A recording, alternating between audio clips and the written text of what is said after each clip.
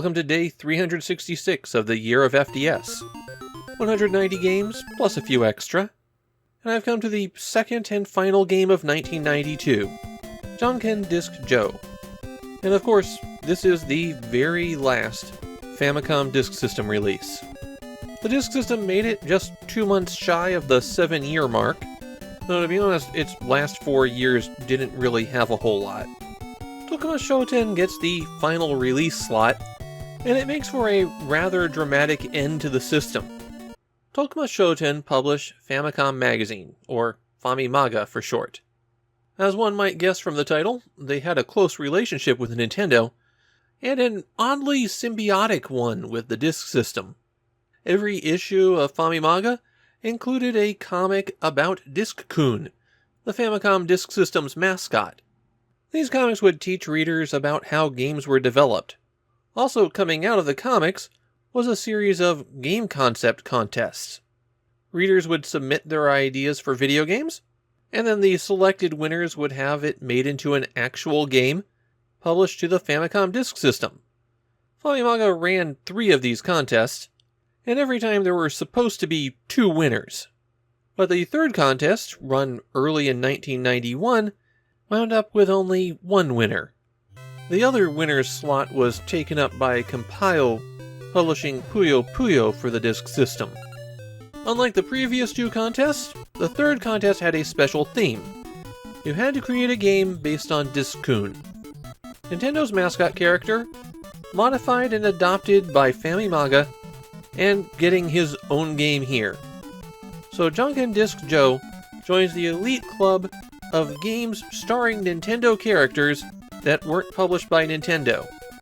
It's right there alongside Super Mario Bros. Special, Zelda Wand of Gamelon, and Mario's Time Machine. So what kind of game is Janken Disk Joe? Well, it's a puzzle game. And as we all know, in 1992 there's only 2 acceptable varieties of puzzle games. So which one is it? Lock in your answer now. If you said Sokoban, congratulations! You get 300 points. But before we get to Sokoban, first, you've got kind of an adventure segment. Disc-kun can wander his hometown and chat with people for tips, buy useful items, which I'll get to later, and then go over to the castle to get his quest. Some evil monsters have taken over a nearby castle and kidnapped Disc-kun's friend Black. Black is a pirated game that started out as Disc-kun's enemy, but at this point in the comics is more of a sidekick. To reach the master of the castle, Disc-kun will first have to climb 3 towers. The towers have 16 floors each, and every floor is its own puzzle. The way that these puzzles work is that there are a bunch of monsters standing around, and they all represent one of the 3 aspects of Janken: rock, paper, or scissors. Disc-kun can push these monsters around, and as you might expect from the theme, pushing a rock monster next to a scissors monster will destroy the scissors monster, but if it gets pushed next to a paper monster, then the rock monster gets destroyed. The monster that you push always attacks before getting attacked, so if you push it into a spot between 2 or more monsters, you'll at least get your own hits in first. The monsters are also color-coded, and that determines how many times they have to be hit, as well as how many times they will hit. Red monsters have strength of 3, yellow monsters have strength of 2, and green monsters have strength of 1.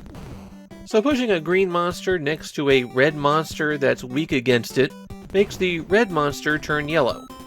If you want to do more damage, then you'll either need to push another monster over there, or break that pair apart and push them together again.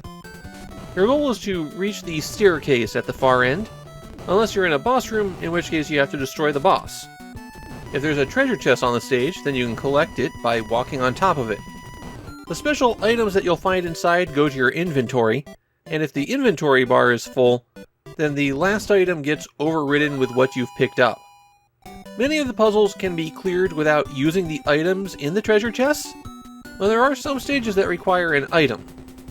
With the exception of the key items, all puzzles can be cleared using whatever you find there. But because you can carry these special items around, and go buy an inventory full of them, it's also possible to take advantage of these so you don't get stuck. Though sometimes using an item can actually make solving the puzzle harder. You use an item by pressing A, and then just pointing to any spot on the screen where you want to use that. Press A again, and the item gets used up, even if there's nothing there that you can use it on. There are rock, paper, and scissor items. These will completely destroy their opposing monster. The bomb icon will destroy any of them, and the sword item will do damage to one. Finally, there are special magic items that are used to open paths in the tower. These can only be used on the appropriate spot, so there's no concern with losing them. You earn money every time you destroy a monster, and if you hit select, you'll have the option to restart the puzzle from the beginning, which restores everything including your inventory, or to exit the tower that you're in. From there, you can walk back to town and buy the items that you need. You can also save your game there by talking to Disc-kun's father. There are 3 save slots given to you in Janken Disk Joe, and you just choose whichever one you want to save into. The last thing to know about playing this game is that if you press the B button, it rewinds 1 step. You can only rewind 1 step, so no pressing it repeatedly, but it's definitely helpful if you bump the wrong direction. Naturally, Janken Disk Joe sold very poorly upon release. That has made it extremely rare, and if you do manage to find a copy, expect to pay at least 30,000 yen for the disc. The game's reputation has grown with time though, and these days it definitely has its fans. Obviously, as the last game on the system, Janken Disk Joe was not going to sell well, but there's something else that might have depressed its sales. Right around the time it was released, Nintendo discontinued the disc writer kiosks. All the locations where you could go to rewrite your floppies had their kiosks pulled by March of 1993. Following that, you could still get your discs rewritten, you just had to mail them to Nintendo. A positive thing that came out of that is that rather than keeping track of the 600 yen price for these final 5 discs, Nintendo just priced everything at 500 yen. Nintendo continued to support the disc writer this way until 2003, and that was when the disk system was truly and finally dead. Looking back over the past year, the disk system was in an unfortunate situation. Created as a stopgap, it never got the critical mass of users that could really support it.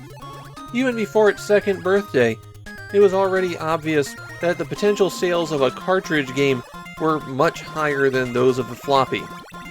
And the space on the floppy disk, which had started out as an advantage, quickly became too restrictive for most developers. The disk system's technological advantages couldn't keep pace with microchip design. The platform became stuck in 1986, at a point when every year revolutionized the field. But despite that, Nintendo refused to give up on the platform.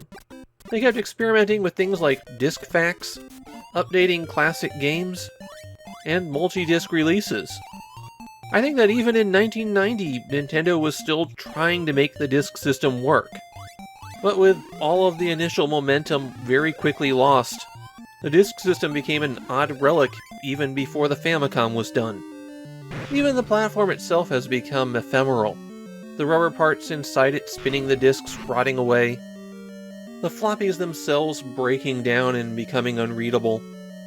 The disk system was doomed in more ways than one, but in its short, tragic life, it also birthed a lot of joy into this world. And what more could you ask for?